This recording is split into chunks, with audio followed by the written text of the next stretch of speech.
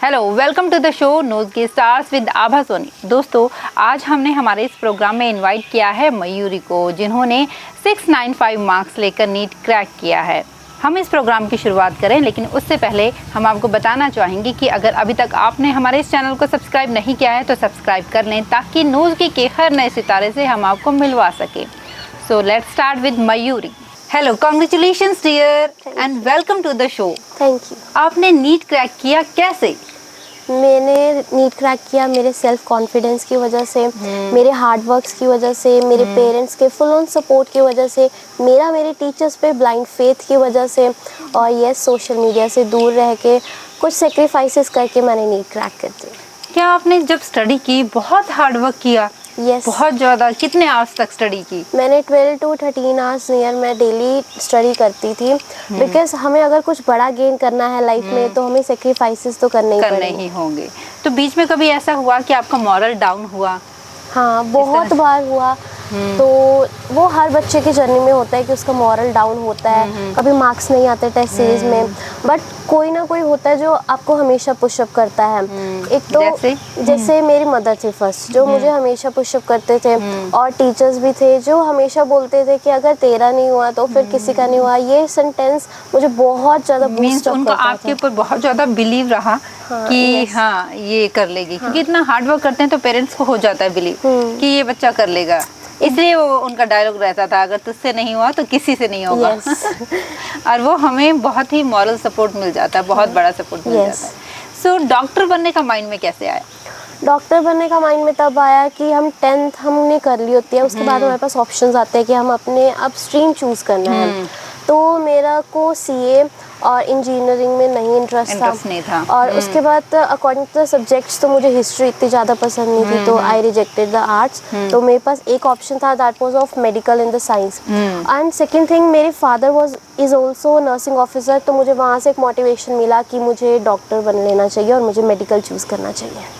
मयूरी, आपका first preference क्या रहेगा? आप किस कॉलेज में एडमिशन लेना चाहती हैं? मैं एम्स में एडमिशन लेना चाहती हूँ, बिकॉज वो एक ऑल इंडिया का कॉलेज है। तो मेरा यही ड्रीम है कि मैं कोई एम्स में ही एडमिशन लूँ। सब बच्चों का यही ड्रीम है कि वो एम्स में जाए, एम्स में। यस।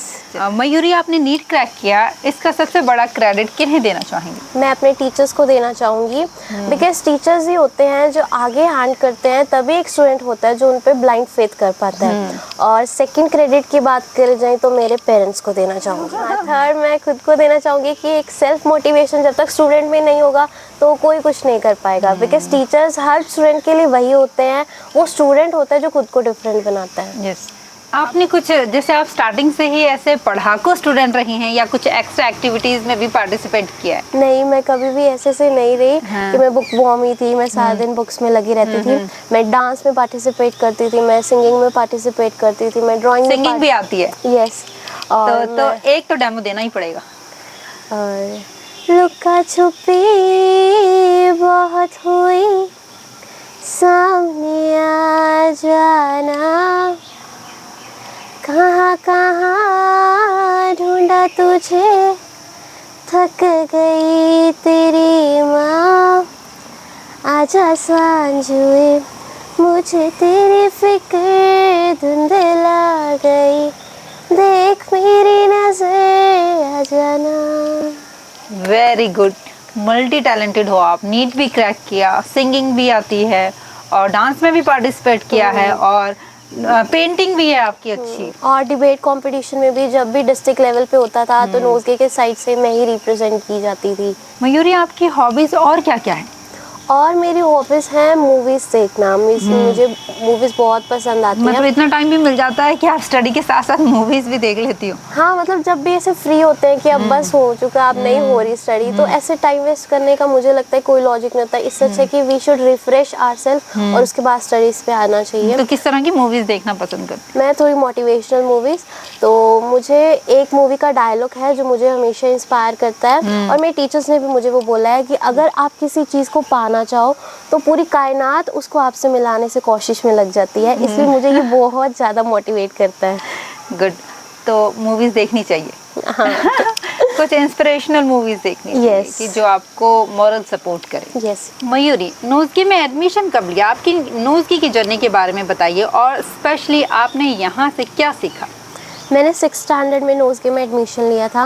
उससे पहले 5th स्टैंडर्ड तक मैं रीजंस ढूंढती थी कि कैसे मैं हॉलीडे ले पाऊँ स्कूल से, बट मैंने जैसे ही नोज़गी में एंटर किया उसके बाद जिस दिन भी हॉलीडे होती थी आई वाज लाइक कि क्यों हुई, बिकॉज एक टीचर से इतना ज़्यादा अटैचमेंट हो चुका था। यहाँ पे मेरे सारे के सारे कॉन्सेप्ट से वो क्लियर कर दिए जाते थे, और जो एनवायरनमेंट है नोज़गी का इट इज़ सुपर।